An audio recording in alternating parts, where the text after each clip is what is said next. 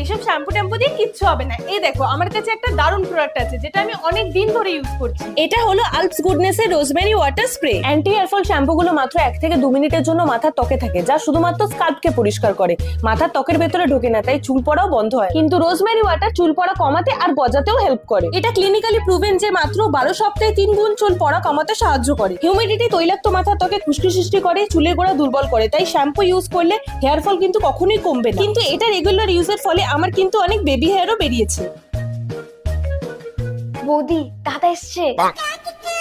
এই তোমার আজকে স্যালারি ঢুকেছে না? 3000 টাকা দাও না, আমি আর টুম্বো মুভি দেখতে যাবো। বাড়ির খরচা জানো? বৌদি 300 টাকা তো, এত টাকা কেন চাইছো? ঠিক আছে, তাহলে অন্তত 300 টাকাই দাও।